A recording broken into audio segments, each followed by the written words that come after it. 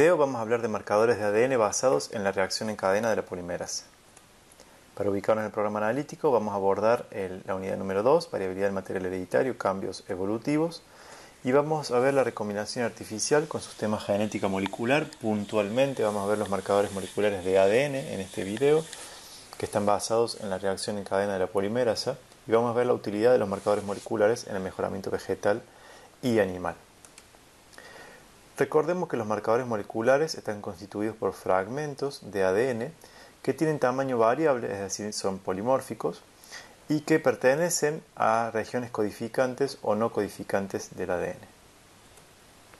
Hemos visto en otro video los marcadores moleculares basados en la digestión del ADN con endonucleasas de restricción y luego hibridándolos con sondas específicas para visualizarlo. Estos eran los RFLP, Restriction Fragment Length Polymorphism, los VNTR o mini satélites, Variable Number of Tandem Repeats. Recordemos que estos marcadores usaban entonces las propiedades de las enzimas de restricción, de cortar el ADN en sitios específicos y así analizar el nivel de polimorfismo o de variantes que había en estos fragmentos cuando se producía algún cambio en estos sitios de corte.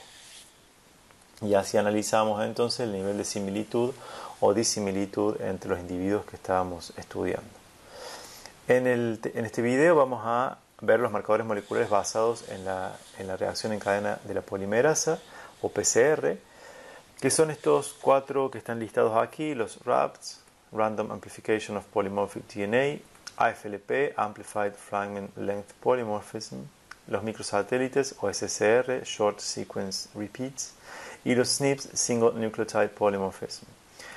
Todos los marcadores moleculares, incluidos los que vimos antes, los basados en la digestión del ADN con endonucleasas, tienen como objetivo, recuerden, visualizar o poder identificar aquellos fragmentos de ADN que varían entre dos individuos o un conjunto de individuos que esté analizando. Entonces, la aplicación de cada uno de ellos va a depender, entre otras cosas, de las ventajas o desventajas que presente cada una de estas técnicas, o bien, digamos, de las posibilidades técnicas de aplicación de una u otra, ya sea porque conozco o no conozco la secuencia genómica del individuo que estoy analizando, o porque la disponibilidad de material para poder hacer uno u otro estudio limita la utilización de alguna de las técnicas que tengamos disponibles. En este caso vamos a analizar entonces estos cuatro tipos de marcadores. Vamos a ver cuáles son su utilización y cuáles son sus ventajas y desventajas. Primero vamos a definir qué es la reacción en cadena de la polimerasa o PCR. Vamos a definirla como una reacción que permite amplificar de forma selectiva una región determinada dentro de la molécula de ADN. Lo que estamos haciendo es una replicación del ADN in vitro. Se basa en las propiedades de desnaturalización, renaturalización e hibridación del ADN combinados con elementos del proceso de replicación in vivo. Los fragmentos que se amplifican pueden ser una pequeña parte de una mezcla grande y compleja de ADN, como la que puede obtenerse desde alimento, suelo o tejido animal o vegetal. Si hacemos un repaso de la estructura primaria del ADN, recordemos que es una doble cadena de azúcares pentosas unidas por enlace fosfodiéster y que exponiendo los nucleótidos hacia el interior, estos se unen por enlace puentes de hidrógeno. Esta conformación química de la molécula de ADN le da propiedades que tienen que ver con la desnaturalización, la capacidad de renaturalizarse y la hibridación por complementariedad de bases. Teniendo en cuenta estas propiedades del ADN, vamos a ver cómo funciona la PCR para emular el proceso de la replicación in vivo. Repasando la replicación in vivo, recuerden que primero se forma la horquilla de replicación por acción de la topoisomerasa, la helicasa y las proteínas simples de unión a la cadena de ADN simple, para que de esa forma queden expuestas las cadenas y por complementariedad de bases las polimerasas vayan elongando por adición de nucleótidos a medida que va encontrando el nucleótido complementario. Recuerden que en la replicación hay un sentido de replicación continuo, que es la que define la hebra líder, que va desde el sentido 5' a 3', siempre la replicación, por lo tanto es la replicación continua de la hebra líder, es la que se produce en la hebra molde 3', 5'. Sobre la hebra molde 5', 3', la replicación es discontinua. Recuerden que aquí actúan tres enzimas diferentes, en este caso la primasa, que va a generar un primer fragmento a partir del cual la polimerasa va a elongar un fragmento discontinuo que se llama fragmento de Okazaki, y luego la ligasa, que va a ir uniendo estos fragmentos que han quedado de forma discontinua, generando lo que se denomina la hebra retardada. ¿Qué elementos intervienen en la reacción de PCR? En esta replicación de ácidos nucleicos in vitro, lo que tenemos inicialmente es una muestra de ADN o ARN, que luego tiene que ser pasado a ARN por retrotranscripción, pero básicamente el ADN me va a servir como molde de aquellos fragmentos que deseo amplificar, es decir, en este ADN genómico se van a encontrar aquellas secuencias que me permiten identificar variantes o polimorfismos entre los individuos que estoy analizando. Luego voy a necesitar secuencias cebadoras o primer, que son secuencias cortas de ADN de entre 10 y 30 nucleótidos que se van a hibridar a estas regiones que me interesa amplificar, y a partir de la cual la polimerasa va a comenzar a elongar estas secuencias y sintetizar estos fragmentos deseados. Para la elongación de estas secuencias que me interesa visualizar, necesito de los nucleótidos, que son los DNTP necesarios, o sea, los dinucleótidos fosfato que necesito para elongar los fragmentos. Es decir, la polimerasa va a ir usando estos DNTP para ir por complementaridad de base agregando nucleótidos y así completar la hebra que está copiando el fragmento del ADN que me interesa. Para hacer este proceso de elongación, entonces necesito de una polimerasa, que en este caso es una TAC polimerasa. Se denomina así porque es una polimerasa extraída de un individuo que se llama Thermophilus aquaticus, que crece, generalmente sus colonias se desarrollan en lagunas que están conectadas en formaciones geológicas con aguas geotermales. Por lo tanto son una enzima de ADN que es termoestable, es decir, actúa con variaciones grandes de temperatura.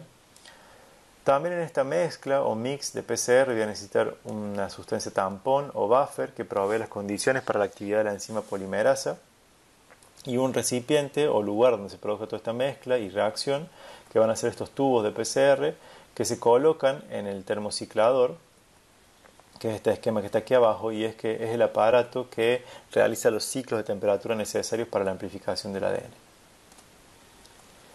En cada ciclo de la PCR tenemos inicialmente la secuencia de ADN genómico que contiene la secuencia que me interesa. En un primer ciclo de desnaturalización que va de 92 a 95 grados centígrados de temperatura, las hebras de ADN se van a separar, ¿sí? Por la temperatura se van a romper los puentes de hidrógeno y las hebras simples de ADN van a quedar expuestas de esta manera, a donde luego, con un descenso de temperatura que va en un rango de 45 a 65 grados este ciclo, se van a hibridar los cebadores o primers por complementariedad de bases a los puntos donde inicia la secuencia que me interesa. Entonces este primer 5', 3', se va a pegar en esta hebra que tiene sentido 3', 5', y va a elongar en este sentido, mientras que el cebador 3', 5' se va a pegar en la hebra que tiene sentido 5', 3' y va a elongar en este sentido. Cuando se produce esta elongación, luego en el siguiente ciclo, lo que estoy completando es el fragmento que me interesa, y este proceso de extensión de los primers o de los cebadores se produce por acción de la polimerasa cuando la temperatura está entre 65 a 75 grados. En este proceso de replicación in vitro, lo que sucede es que estoy emulando la acción de estos tres actores de la replicación in vivo, que son la topoisomerasa, la helicasa y las proteínas de unión a la cadena simple. Estos tres elementos lo que hacen básicamente es despiralizar el ADN, entonces, como habíamos dicho, mantener la horquilla abierta y evitar que las cadenas se unan para que la polimerasa actúe. En este caso, de la replicación in vitro, que es la que hacemos con la PCR, estos 3 ciclos de temperatura están imitando la acción de estas 3 enzimas en la replicación in vivo. En un proceso de PCR lo que ocurre entonces es la amplificación de aquella secuencia que me interesa, no de todo el ADN genómico, sino de aquellas secuencias que estoy intentando identificar como variantes entre el grupo de individuos analizado. Entonces, haciendo un análisis secuencial de cómo ocurre la PCR, tenemos inicialmente una secuencia de interés que está marcada aquí en esta doble cadena de ADN genómico.